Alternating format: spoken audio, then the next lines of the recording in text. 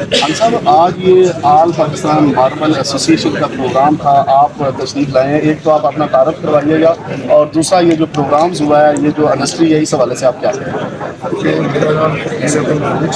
میرا تعلیم ساؤتھ، ہمارے دو زون ہیں. نارتھ زون ہے جس میں پنجاب اور سرحد ہے، اور ایک ساؤتھرن زون ہے جس میں بلوچستان اور سندھ ہے. تو میں چونکہ سابقہ چیئرمین ہوں، اس حوالے سے میرے سینئر وائس چیئرمین بھی موجودہ. تو یہ ایک تقریب ہے ہماری، کیونکہ یہ all Pakistan marble industries association DGPO سے رجسٹرڈ منسٹری آف کامرس سے ایک رجسٹرڈ ادارہ ہے. ہر سال اس کی ادارہ ہے جیسے چیمبرز میں ہوتا ہے. دوسری بات بجلی کی ہے. ہماری یہاں دنیا میں سب سے مہنگی بجلی ہے. اس بجلی کے اوپر کام نہیں ہو سکتا. ہمارا سیکٹر جو ہے وہ صرف 70% جو ہے وہ بند ہے، 30% کام کر رہے ہیں.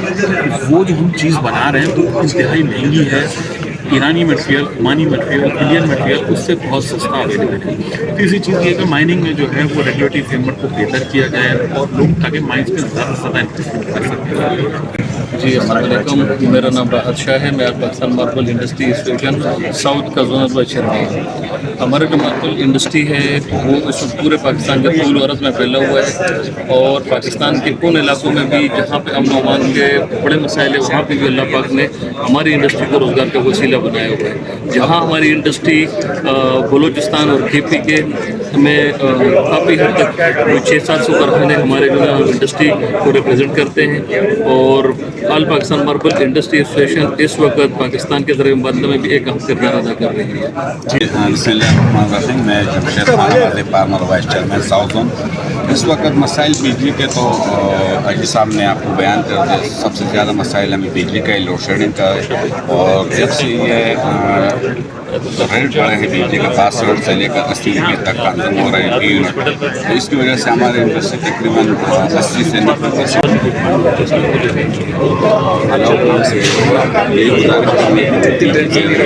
کام کرنا ہے ماشاء اللہ.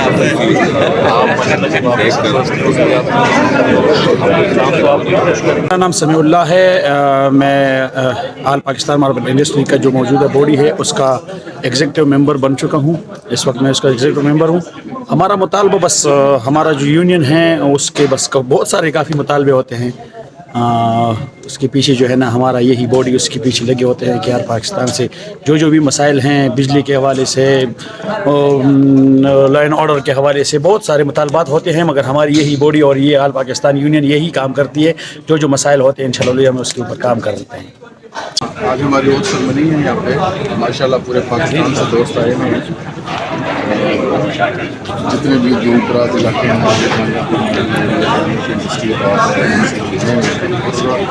مسئلہ مسائل تو جو ہے نا وہ اس ملک میں میرے خیال سے ہر انڈسٹری کے ہیں. ہمیں بھی ہے مسئلے مسائل بہت زیادہ ہیں. مسئلہ کاروبار کے متعلق ہیں، انڈسٹری کے متعلق ہیں، سیلز کے مسئلے ہیں، جیسے کہ ایکسل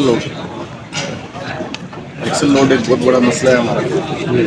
اور ایکسل لوڈ کا بھی مسئلہ ایسے ہے کہ اس میں کچھ علاقے جو ہیں وہ بہت زیادہ اثر انداز ہو رہے ہیں، بہت زیادہ بیچارے سفر کر رہے ہیں، اور کچھ علاقے بالکل آئے ہیں.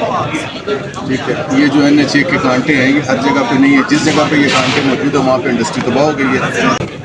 جس طرح بھائی نے بات کی کہ مسائل تو سارے ہمارے دفتر کا مسائل ہے. اس میں بات کی تو مین ہمارا مسئلہ جو پہلا وہ ہے بجلی کا ہے. بجلی کی وجہ سے کاسٹ بڑھ جاتی ہے. پھر ہمارے ٹیکس ہیں.